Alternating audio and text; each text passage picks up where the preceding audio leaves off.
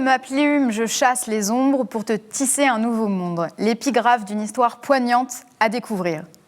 Bonjour à toutes et à tous. Aujourd'hui, nous allons parler de troubles autistiques et troubles schizophréniques autour d'un livre coécrit par une maman et son fils. Maman a dit « Bande de nuls ». Céline et Kylian Letellier ont édité à compte d'auteur ce livre qui parle de leur vie. Bonjour Kylian. Bonjour. Bonjour Céline. Bonjour. Merci à tous les deux d'être sur le plateau avec moi aujourd'hui. Merci de nous avoir invités. Alors, histoire poignante, comme je le disais, avec une très belle épigraphe. Quelle est sa signification ? Alors, la signification, en fait, je l'ai écrit après avoir écrit le livre. Donc, quand je dis du bout de ma plume, ça représente toute l'histoire, tous nos écrits qui se tiennent dans le livre. Et en parlant du handicap de Kylian, ça permet de sensibiliser les personnes qui ont souvent des fausses idées par rapport à la maladie. Et c'est pour ça que quand je parle de chasser les ombres, c'est chasser tous les malentendus, toutes les paroles qu'on peut entendre et voilà, sensibiliser les personnes en fait. Et qui a eu l'idée entre vous deux d'écrire ce livre ? Alors, c'est moi qui ai eu l'idée. Donc après, c'est parti d'une petite blague. Parce que je regardais Kylian et en le regardant, un jour, je lui ai dit « mais j'ai envie de faire un livre sur toi parce que quand je vois d'où tu es parti, où tu es arrivé aujourd'hui... et puis Kylian, il prend toujours tout au premier degré. C'est vrai. Donc voilà, il m'a regardé et puis il était tout de suite emballé. Il m'a dit « Maman, moi je trouve que c'est une super idée, on pourrait faire partager notre histoire. » Et en plus... j'ai jamais pu dire ce que je ressentais dans mon corps, dans ma tête, et là, c'est une occasion de tout mettre sur papier. Donc voilà. Donc dès le lendemain, j'ai écrit ma première page. Il a réussi à me convaincre. Et puis je lui ai présenté. Je lui ai dit, est-ce que tu me suis ? Et puis là, par emballé. Hein. Donc ça s'est fait comme ça le livre. Moi, ça faisait longtemps aussi que je n'ai jamais vraiment dit à maman que je voulais aussi écrire mon histoire par l'intermédiaire d'un livre. Mais j'ai jamais osé vraiment demander et j'avais jamais envisagé que ça pourrait être possible grâce à l'idée de ma maman. Et donc au début, en fait, il n'y avait aucune idée d'écrire un livre, même de le diffuser, de le partager. Ouais. C'était vraiment entre nous. Donc moi, j'ai suivi parce que ça m'a fait beaucoup de bien de rédiger des pages, de me libérer, en fait, de lâcher vraiment tout ce que j'avais dans la tête. Parce que je ne pouvais pas, en fait, le partager à l'oral. C'était compliqué. Il y avait vraiment ma maman comme point d'appui pour parler vraiment de mes angoisses et de mes troubles. Et aussi mon psy un peu plus tard. Donc le fait de pouvoir tout, quand elle m'a proposé l'idée-là, j'ai pas hésité une seconde, parce que pour moi c'était un excellent intermédiaire pour me libérer. Oui, c'est vrai qu'écrire, ça libère. C'est ça. Et après, c'est parti beaucoup plus loin. On a, grâce aux idées, aux avis qu'on a eus, et c'est pour ça qu'on s'est lancé après dans le partage. Alors un titre quand même assez différent de ce qu'on peut voir. Maman a dit bande de nuls. D'où ça vient ce titre ? Je te laisse expliquer. Alors en fait, le titre, c'est pas nous qui avons trouvé l'idée du titre. Donc c'est ma tata en fait, parce que c'est très compliqué de mettre un mot, un titre sur une histoire qui englobe tellement de choses, tellement de parcours, tellement d'étapes dans ma vie, que trouver des mots c'est pas toujours facile. Mais il y a en fait bande de nuls, c'est un mot qui met tout en commun, toute l'histoire en fait, qui a un lien, qui fait la passerelle entre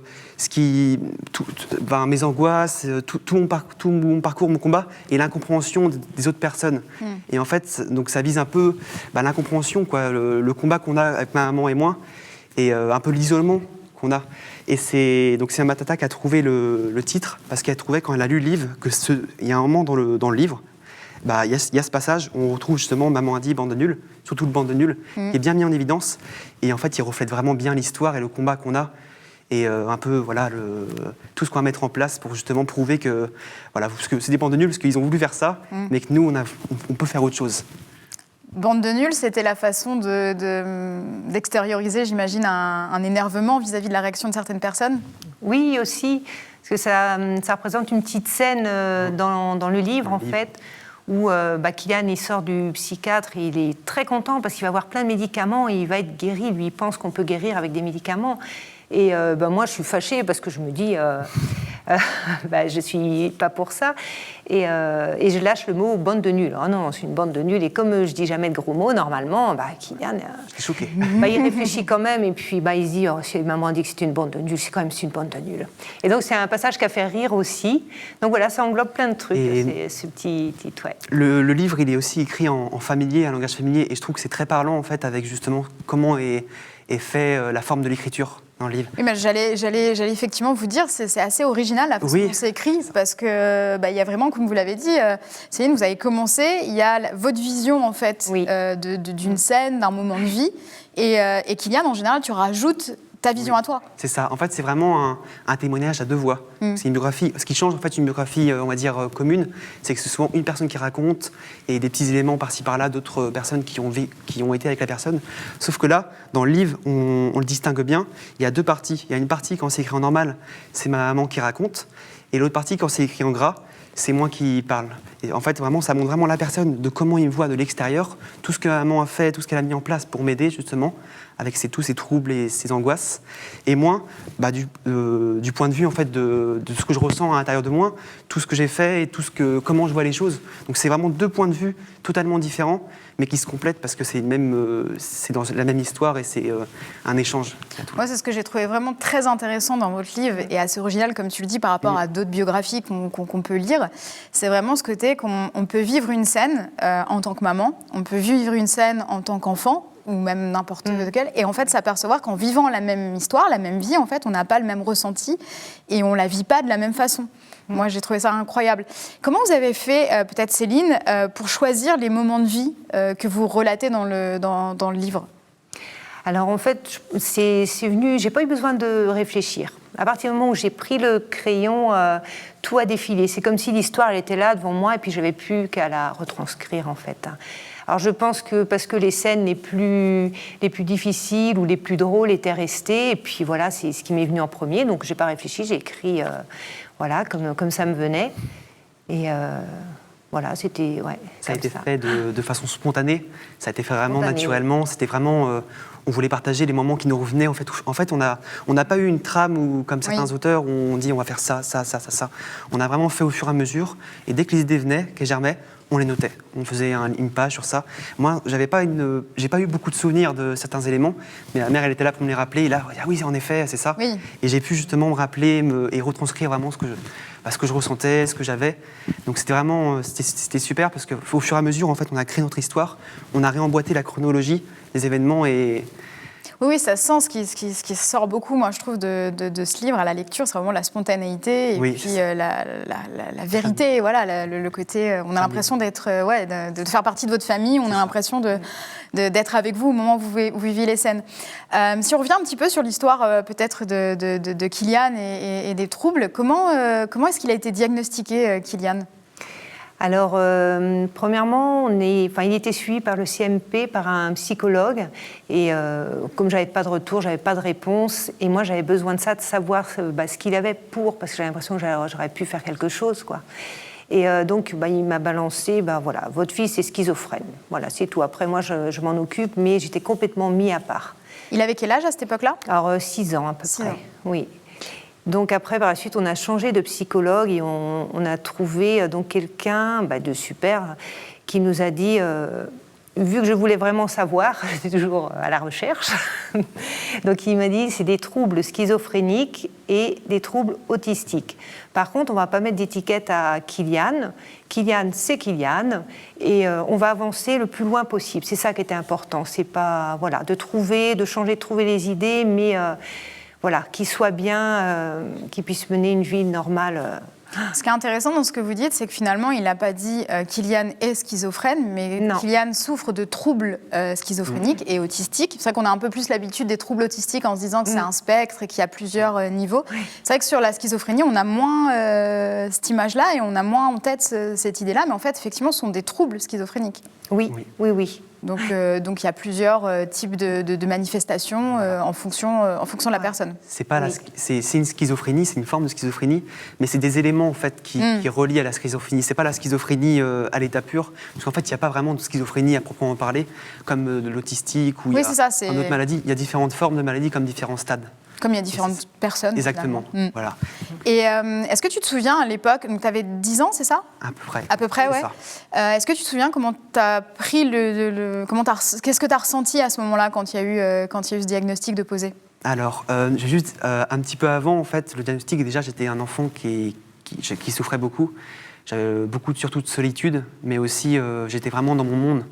J'avais tellement d'angoisse, tellement de peur, tellement de choses qui se passaient à côté de moi qui me perturbaient que je savais que j'étais déjà différent avant l'annonce du diagnostic. J'étais souvent seul, j'étais vraiment dans mon monde. Et donc, suite à l'annonce du diagnostic, un côté, ça m'a fait deux choses. Donc, la première fois, en premier lieu, ça m'a d'abord fait du bien parce que ça m'a montré vraiment que c'était quelque chose, qu'il y avait quelque chose, c'était pas que moi qui pensais ça, et que c'était un élément que j'avais en moi et que je pouvais vraiment pas faire grand-chose, quoi. C'était comme ça, donc ça m'a un peu soulagé de me dire que je pouvais mettre un mot sur ce que j'avais. Mais après, en second lieu, quand j'ai découvert vraiment la signification de la schizophrénie et les idées qu'on s'en faisait, qu'on fait de la schizophrénie autour, dans les films ou dans plein d'autres choses, ça m'a fait mal en fait parce que je me croyais fou à la fin.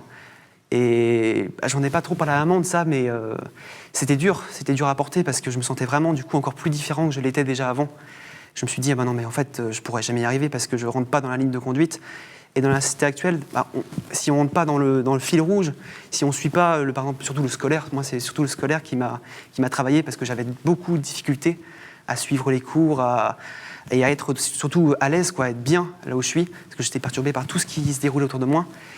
C'était très dur, quoi. Donc j'avais pas... Ouais, c'est... Justement, en parlant d'idées reçues sur la schizophrénie, comme tu le dis, à travers les médias, les films, etc. Et je trouve que votre titre, ça le montre bien, Bande de nuls, tous ces idées reçues qu'il peut y avoir sur la schizophrénie. Qu'est-ce qui, toi, t'embête le plus dans ces idées reçues? C'est laquelle t'agace le plus? Alors moi, ce qui m'agace le plus dans l'idée qu'on s'est fait de la schizophrénie, c'est que les schizophrènes, ils sont souvent apparentés à des fous, à des personnes qui n'ont aucune raison, qui ne réfléchissent pas, qui n'arriveront jamais dans la vie parce qu'ils ont des problèmes psychiatriques et des pathologies. Et c'est ça qui fait mal. Et cette idée-là, elle est toujours renforcée en plus dans les films, dans les séries. Souvent, quand il y a un tueur en série ou quelqu'un est fou, qu'est-ce qui se passe? On dit « Ah il est schizophrène ». Et alors que c'est faux. Y a même des fois, même dans la vie de tous les jours, il y a des personnes qui font des choses comme ça et qui ne sont pas forcément schizophréniques. En fait, la différence, c'est une richesse, mais on est tous différents et la schizophrénie, elle n'est pas directement liée à ça. Et on a tendance en plus à mettre en valeur le côté négatif. Oui, c'est ça, le côté négatif, le côté agressif aussi de la schizophrénie. Et la réalité, c'est qu'il y a plusieurs formes, du coup, comme on l'a dit, de schizophrénie. Et la schizophrénie, c'est pas une personne qui n'a pas d'intelligence, qui est fou. C'est une personne qui est différente, qui a des choses qui ont fait que psychologiquement, il a une différence en fait par rapport aux autres, mais tout le monde est différent. Mais c'est une différence en fait qui est beaucoup plus marquée que d'autres personnes. Et c'est pour ça en fait que souvent ces personnes-là, on les met à l'écart, on met une étiquette dessus où c'est schizophrène, parce que ils rentrent pas dans le fil conducteur. Et donc oui, voilà, c'est vraiment ça qui est dur à porter, parce que pourtant un schizophrène, j'ai des troubles schizophréniques, et c'est pas pour autant que j'arrive pas en cours, que je me donne, que je réfléchis, que je ressens des choses, que j'ai de l'empathie. Et donc voilà, il faut pas faire une généralité, un amalgame. Oui, exactement. Céline, de votre côté, qu'est-ce qui vous agace le plus dans ces étiquettes qu'on met effectivement aux troubles schizophréniques? Je rejoins Kylian, hein.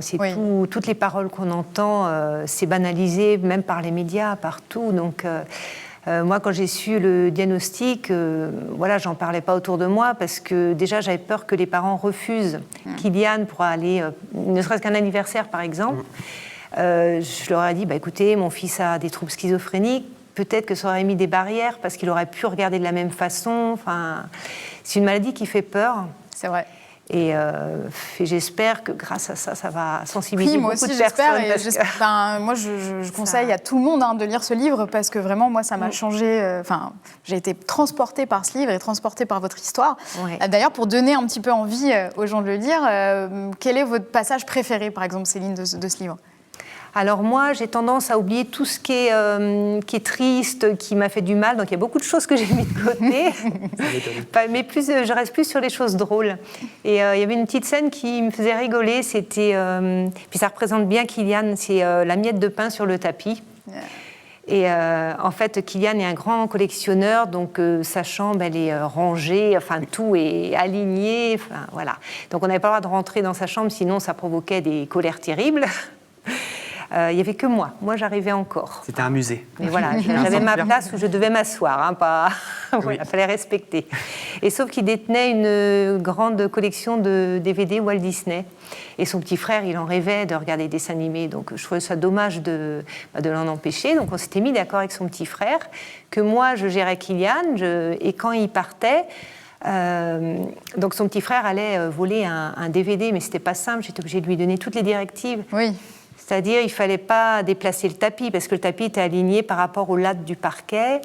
Il ne fallait pas toucher à la chaise avec des roulettes, parce que les roulettes, elles étaient mises toutes droites, et puis un petit coup dans la chaise, hop, tout partait. Surtout pas s'appuyer sur le lit, parce que la couette, les draps étaient tellement tirés qu'il n'y avait aucun pli. Et l'armoire, s'il prenait un DVD, il ne fallait pas s'appuyer dessus, parce que les poignées les mettaient en équilibre. Donc petit coup de main, clac, on était... Donc ça marchait pendant pas mal de temps. On était tout fiers, il regardait son dessin animé. Après, il y avait, voilà, faire tourner le maître. Et puis jusqu'au jour où malheureusement il y a une miette, on ne sait pas comment elle est arrivée, sur le tapis, en plein milieu du tapis de Kylian. Et il n'y a jamais de miette sur le tapis de Kylian. Catastrophe. C'était la catastrophe. Et là, Kylian est rentré et il a su qu'on était venu dans sa chambre. Je l'ai vu directement. Je suis rentré dans la chambre, j'ai vu, c'est quoi ça? Il n'y avait pas ça ce matin. Le zoom direct, Ah oui, c'est oui, quoi ça a cette été miette? vraiment, et en plus, elle était vraiment quasiment au centre du tapis. Je ne sais pouvais pas pas la comment rater. elle a atterri. Ouais. Et donc la porte a été fermée à clé, avec clé... À double tour. Ah oui, comme ça au moins tu étais sûr que Alors là, personne maintenant, rentrait. elle était condamnée. Mais Voilà. à l'origine, les DVD, j'étais censé les mettre dans ma chambre pour qu'après on vienne se servir, parce qu'il n'y avait pas assez de place ailleurs. Sauf que ce qui rentre dans ma chambre reste dans ma chambre. Ouais, un petit peu compliqué, Et effectivement. je suis un petit peu... Oui. ouais, j'aime bien en fait quand tout reste à sa place. C'est pour ça qu'en fait j'ai vraiment une chambre qui est tout rongé. Chaque objet a vraiment sa place. C'est encore le cas à l'heure actuelle? C'est encore le cas à l'heure actuelle. Même si maintenant je fais des progrès et j'arrive un peu à me déranger, en fait, mon psychologue, il m'a beaucoup entraîné, justement. Il a fait des séances où il allait dans ma chambre, je devais sortir de ma chambre, et il dérangeait tout. Oui. Donc, et je devais tenir toute la séance, donc c'était une séance de 1h à 1h30, sans rien ranger. Donc ça picotait un petit peu, mais ça m'a appris voilà, à faire face aux imprévus, à faire face aussi aux désordres naturels. Enfin, voilà, parce que c'est vrai que c'est très contraignant pour moi de tout avoir à sa place, de tout ranger, surtout quand c'est le ménage. Enfin, je suis obligé de tout. Je prends en photo et après je remets tout en place. Ouais, oui, c'est un temps fou. Ouais. Et en fait, la position de ces objets, pour moi, c'est vraiment un élément capital pour mon bien-être. Oui. C'est vraiment un équilibre dans toute ma vie. C'est comme les vêtements, quand ils arrivent, il faut qu'ils soient rangés dans mon armoire au carré, par vêtement, par catégorie, par couleur. Parce que sinon, en fait, j'ai l'impression que tout ce que je fais à côté, c'est mal. Tout est désorganisé, tout est mal. C'est par étapes, vraiment. Il faut vraiment que je fasse ça avant ça. Sinon, ça ne va pas. Et c'est intéressant ce que tu dis parce qu'effectivement, c'est des étapes, c'est des choses qui sont importantes pour ton bien-être. Oui, et en fait, c'est ça qu'il faut comprendre. Il suffit juste de comprendre que toi, tu fonctionnes comme ça. Voilà, et que donc, il faut... Voilà, on fonctionne tous différemment. On a tous nos petits besoins qui améliorent notre bien-être. Ils peuvent être complètement différents et divers et variés. Mais comme tu le dis, en fait, t'es pas fou, t'es pas différent, t'es toi en fait, t'es Kylian. Moi, Kylian fonctionne comme ça et voilà, si on aime Kylian, on s'adapte à sa façon d'être, je pense. Ça fait partie de moi, ça fait partie de ma personnalité. On peut pas enlever, chaque personne est différente et on a tous nos façons de gérer nos angoisses ou de vivre. Ouais. Et donc voilà, c'est la différence qu'il faut respecter, mais apprendre aussi à vivre avec. Exactement. La mère, elle s'est parfaitement adaptée pour ça. Et tu parles souvent, vous parlez tous les deux souvent du psychologue. C'est lui qui a écrit la préface, hein, si je ne me trompe pas, du livre. Comment il l'a pris? Il a été assez volontaire pour écrire cette préface? Ah oui, tout de suite. Il était fier. Oui. Puis on a créé quand même beaucoup de liens. Il a suivi Kylian et toute la famille, hein, parce que quand il y a un enfant différent, c'est toute la famille qui a besoin. Oui. Et il était super content, quoi. Et d'ailleurs, moi, une partie que j'ai beaucoup aimée aussi de ce livre, c'est le fait qu'il y a tous tes frères et sœurs qui ont témoigné. Il y a d'autres membres aussi qui ont témoigné. Voilà, mais tout ton entourage. Voilà, il y a tes frères et sœurs qui ont témoigné. Et Céline, en tant que maman, ça doit être difficile, effectivement, d'avoir un enfant qui demande peut-être un peu plus de temps, comme Kylian. Comment on gère avec ses autres enfants? Oui. C'est compliqué parce que Kylian prenait beaucoup de place, beaucoup de place. Il pouvait crier des journées entières. Les devoirs, c'était pas ce qui aurait pris un quart d'heure, ça prenait 2 heures. Mais sous les cris, sous les insultes, ça lui provoquait des cris. C'était épuisant pour tout le monde. Et les 3 enfants, en fait, l'ont pas vécu de la même façon. Quand on en parle à l'aîné, Donc il avait 7 ans de plus. Lui, il l'a vécu en se disant, Kylian, c'est mon petit frère. Bon, c'est vrai qu'il n'est pas facile, il est capricieux, mais il avait quelque chose de plus en même temps, Kylian, d'attachant. Il avait sa sensibilité qui faisait fondre son frère, en fait. Ouais.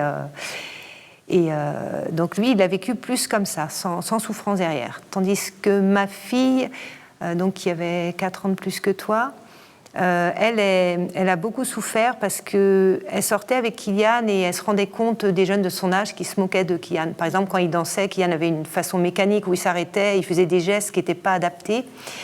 Et elle voyait les jeunes de son âge qui rigolaient, qui l'imitaient, et ça, pour elle, elle a beaucoup souffert. Elle a toujours été très protectrice avec moi. Et j'ai eu des super frères et sœurs, vraiment. En tout cas, mon grand frère, il a eu vraiment une compréhension. Et c'est même lui qui m'a laissé ma chambre, parce qu'avant, j'habitais avec mon petit frère, donc c'était divisé en 2. Oui. Et il m'a laissé la chambre parce qu'il savait vraiment que j'en avais besoin. Donc je n'en serai jamais reconnaissant. Enfin, j'ai eu un super grand frère, une super grande sœur protectrice, et toujours qui m'accompagnait des fois à l'école pour voir si quelqu'un m'embêtait. Elle était prête à débouler si jamais il y avait un problème. À bondir. Ça, c'est super. Oui.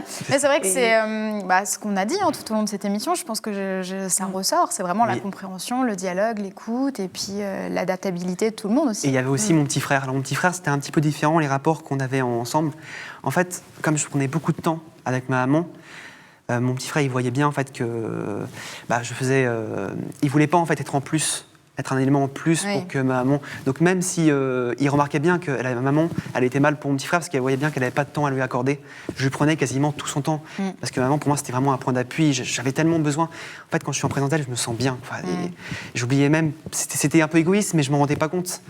Et mon petit frère, pour éviter justement ce problème à maman d'être surchargé encore en plus avec lui, il a décidé de se mettre à l'écart et de me laisser avec elle. Ouais. Donc il a été très protecteur vis-à-vis de ma maman, mais en même temps il a eu une compréhension pour moi parce qu'il savait vraiment comment je fonctionnais.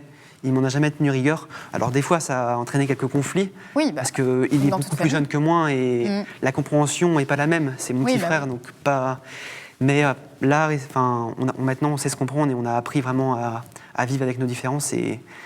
Donc voilà, comme j'ai dit, j'ai vraiment été très bien entourée. Moi, je trouve que c'est un bel exemple parce qu'en fait, trouble schizophrénique, trouble autistique, n'importe quel trouble, c'est ce qu'il faut que toutes les familles fassent finalement. Il n'y a pas besoin d'avoir un trouble pour essayer de se comprendre et s'adapter aux différences de chacun en fait. Une fois la prise de parole et l'écoute, elles peuvent faire autre chose que de prendre des démarches pour juste Exactement. En parler, ça fait du bien. Kylian, où est-ce que tu en es maintenant ? Tu as 20 ans, c'est ça ? Oui, tout à fait. 20 ans. Bientôt 21 ans. Où est-ce que tu en es ? Qu'est-ce que tu fais ? Alors, je suis actuellement en alternance. Donc, ça va être 3e année d'alternance à Bieucopp-les-sur-Terre de Janzé. Donc, donc à Janzé, c'est pas très loin au niveau de Rennes. Oui. Et je suis aussi donc, à l'école de commerce. Donc, ça se trouve à Cesson-Sévigné. C'est groupe Escott. Et pour un BTS MCO. Super. Alors, normalement, j'étais censé m'arrêter au CAP durant mes études. Mais je veux prouver qu'on peut aller loin. Après, on a différentes façons de montrer notre parcours. Bien sûr. Moi, c'est par les études que j'ai envie de montrer que j'ai des connaissances et que je peux aller loin dans mon niveau et apprendre des choses. Et en plus, c'est fou quand même, parce que commerce... Oui, commerce.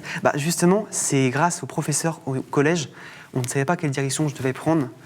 Et c'est eux qui m'ont conseillé d'aller dans le commerce. Et même ma mère... Moi qui aime bien le rangement, ça rejoignait le facing, ça rejoignait l'organisation, ça rejoignait les tâches à effectuer. C'est eux qui m'ont orienté vers le commerce. Et ça m'a appris en fait le commerce à m'ouvrir aux autres. Mais oui. Parce que comme j'étais très insociable et enfermé dans mon rythme de chez moi, mes petites habitudes, mes petits rituels, j'avais pas de contact avec les autres. Même les amis, c'était très compliqué qu'ils viennent chez moi parce qu'il fallait qu'ils soient prévenus en avance, à telle heure, il fallait qu'ils rentrent dans mon planning, dans mon créneau. Ouais. Et donc là, en fait, les imprévus, les clients qui disent bonjour, les clients des fois qui cherchent la conversation, ça m'a vraiment appris à m'ouvrir, ça m'a ouvert. Et là, ça fait 3 ans maintenant que je travaille dans le commerce et je me sens... Et les clients, d'ailleurs, qui ont pris aussi le livre, parce que je l'ai mis à disposition à Bieucopp, ils me disent, mais quand on vous regarde, on ne dirait pas du tout que vous avez eu ces problèmes-là. Donc, ça fait plaisir d'avoir... forcé à sortir de ta zone de confort. Des fois, en fait, il faut des fois se faire mal pour avancer. Ouais, et c'est en tapant dans le dur, en fait, que ça m'a appris en fait, à me libérer. Et ça m'a fait vraiment du bien. Et donc, j'aimerais bien continuer après sur une licence. Mais voilà, je fais par étapes. Et mon niveau, je m'écoute. Tu as bien raison. C'est vraiment un bel exemple. Et je pense que c'est un exemple que tout le monde devrait suivre. Céline, quel est votre regard sur le parcours de Kylian ? Moi, je le trouve très courageux. Parce que moi, j'ai toutes les images où je l'ai vu effondrer. Enfin, vraiment, il ne pouvait plus avancer. Donc, je téléphonais à l'école. ils étaient compréhensifs, hein, j'aurais expliqué, mais voilà, on ne pensait pas aller aussi loin, surtout vu comment ça se passait, les devoirs. Oui, Et ce que je trouvais admirable aussi, c'était qu'il avait une confiance entière en nous. C'est-à-dire tout ce qu'on disait, mais c'était une confiance, voilà, même si c'est compliqué pour lui, c'est pas grave, parce que maman avait dit ça, maman avait dit cette idée-là, ou Thierry, le psychologue, avait dit qu'il fallait faire comme ça. Bah, moi, c'est dur, mais il faut que je le fasse, parce que c'est ça qui va me faire avancer. Et ça, c'était génial. Ouais, ça t'a beaucoup aidé. Puis tu voulais avancer aussi. Exactement. Et j'ai une conscience du coup de ma famille, mais pas seulement aussi de mes amis, qui ont, grâce au livre, ils l'ont pris, ils ont mieux compris comment je vivais. Et parce que je ne pouvais pas trop le dire, comme j'avais beaucoup d'angoisse, j'ai jamais pu leur dire. Et le livre, c'est pour ça que c'est un excellent intermédiaire, parce que ça m'a permis vraiment de me libérer. Mais même mes collègues de travail, ils ont toujours été bienveillants, mon directeur aussi, et les formateurs. Enfin, j'ai vraiment été toujours bien entouré, et j'ai été aidé et écouté surtout. Ouais, si j'avais pas été écouté, si j'avais pas été aidé, si j'avais pas une mère comme j'ai ou un psychologue qui m'a suivi, je pense que depuis longtemps, je serais déjà sous médicaments et je n'aurais pas en fait les mêmes facilités et la même motivation que j'ai aujourd'hui. Ouais. Moi, je trouve que c'est un livre que tout le monde devrait lire. J'allais vous demander à qui se destine ce livre, mais en fait à tout le monde. À tout le monde. À tout le monde, oui. à la fois à des gens qui sont concernés par, par ces troubles, mais aussi... quelqu'un qui ou même des personnes qui voudraient comprendre. C'est ça, exactement. Qu'est-ce qu'est la schizophrénie ou quelles sont les formes. Et voilà que l'idée principale vraiment du livre, c'est... Enfin, ce qu'on veut vraiment faire avec ce livre, c'est qu'on peut aider des personnes, voilà, mais sans passer obligatoirement par la case des médicaments. Les médicaments, je comprends, parce qu'on a différents stades, comme on l'a dit, exactement. et c'est normal qu'à un certain stade, on a besoin de faire des médicaments parce que sinon, ça atteint la santé de la personne. Mais à mon stade, comme j'avais des troubles, moi, c'était possible d'éviter de passer par cette case-là, de ne pas choisir la facilité, mais de choisir un autre chemin qui m'a permis d'arriver à un stade où je suis indépendant. Et j'arrivais pas quelque chose à prendre constamment et dépendant de ça, parce que le corps, il faut aussi qu'il s'habitue. Et ça, en fait, il y a des côtés positifs aux médicaments, mais il y a toujours aussi un côté qu'on ne voit pas, c'est les retombées. Oui, exactement. Et les retombées, ça m'a réimpacté, je pense, sur mes capacités à réfléchir, mes capacités à aller loin dans les études. Et c'est pour ça que c'est aussi pour montrer que ceux qui ont ces problèmes-là, ou qui connaissent, ou qui voudraient, ils ne sont pas les seuls, et qu'on peut toujours y arriver quand on se donne les moyens. Mais il faut juste être écouté. Il faut pas avoir peur, en fait. Il ne faut pas avoir honte de ce qu'on est. Mais il faut avoir la tête... Enfin, faut être fier, parce que c'est la différence, justement, qui fait qu'on est des personnes uniques. Moi, je te trouve tellement sage et tellement plein de sagesse et de bonnes paroles sous le coup de tes 20 ans en plus. Donc, c'est vraiment impressionnant. Alors moi, je dis il faut tous le lire parce que c'est hyper important. En plus, vous êtes auto-édité, hein, je l'ai dit au départ, je veux dire, mais vous êtes auto-édité, vous n'avez pas d'éditeur derrière. Est-ce que vous cherchez un éditeur ? Oui, on cherche un éditeur, oui. Bon. Tout à fait. Eh bien, l'appel est lancé. S'il y a des éditeurs qui regardent, n'hésitez pas à lire ce livre parce que je pense que ça vaut le coup qu'il soit diffusé partout. Et où est-ce qu'on peut le trouver d'ailleurs, ce livre ? Alors, tu peux... Oh, tu peux, hein. Vas-y, Kylian. Alors, on peut le trouver, donc, comme on est auto-éditeur, on le trouve principalement autour de Janzé et ses environs. Donc pour l'instant, on l'a déposé à l'hôpital de Janzé, à la librairie de Janzé au détour d'une page. On l'a déposé aussi... où ça déjà ? Biocop. Biocop, oui, à mon magasin, désolé. Et on va aussi... donc il est aussi au Leclerc de Vitré. D'accord. Donc, comme et les gens qui ne sont pas de Bretagne, est-ce qu'ils peuvent le trouver On a un site internet, D'accord. C'est www.bande de nuls, donc bande de nuls tout attaché. Bande de nuls tout attaché, comme le titre. Exactement, mais voilà. .com. Et en fait, on peut voir tous les avis, toutes les informations du livre, là où il va être déposé prochainement, les événements où on va participer. Par exemple, prochainement, on ira à Verne-sur-Sèche, au Leclerc de Verne-sur-Sèche, pour refaire des dédicaces. Et on peut l'acheter sur le site aussi. Tout à fait, on peut l'acheter sur le site. Il est envoyé, etc. Exactement. Voilà. Et super. Écoutez, merci beaucoup à tous les deux. Peut-être un petit mot de conclusion chacun, rapide, sur le livre. Kylian, est-ce que tu veux commencer ? Oui. Donc ça a été vraiment un plaisir de partager mon histoire. Et plus je partage, en fait, plus je me dis que j'aide des personnes qui ont des difficultés comme moi, ou même des fois plus, mais voilà que je montre que vous n'êtes pas tout seul. Il ne faut pas se laisser décourager par tout ce que disent les autres, parce que si on écoutait toujours tout le monde, on n'arriverait jamais à avancer en fait par nous-mêmes. C'est comme une course en fait, la vie. Faut pas s'arrêter, parce que sinon on restera toujours aux mêmes places, au même point. Il faut se laisser aller par les applaudissements, par les encouragements de ceux qui veulent qu'on y arrive et foncer pour atteindre la ligne d'arrivée. C'était mon passage préféré du marathon. Donc voilà, soyez fiers de ce que vous êtes et ne lâchez jamais les bras, parce que c'est en continuant à combattre et en continuant à en vouloir qu'on arrive à tout. Céline, je vous laisse le mot de la fin. Eh bien, moi, j'espère que ce petit livre il va aider beaucoup de monde, il va sensibiliser au handicap, et puis voilà, que les personnes porteront un regard différent. Merci beaucoup à tous les deux encore. Nous arrivons au terme de cette émission. Vous pouvez revoir cette émission sur nos sites internet Fréquence Médicale, Fréquence Officine ou Pourquoi Docteur et sur nos chaînes YouTube éponymes. Vous pouvez également nous faire part de vos commentaires et réactions sur nos pages Instagram, Twitter ou Facebook. Quant à moi, je vous donne rendez-vous très bientôt pour une prochaine émission sur le plateau de Des mots, un livre, évidemment.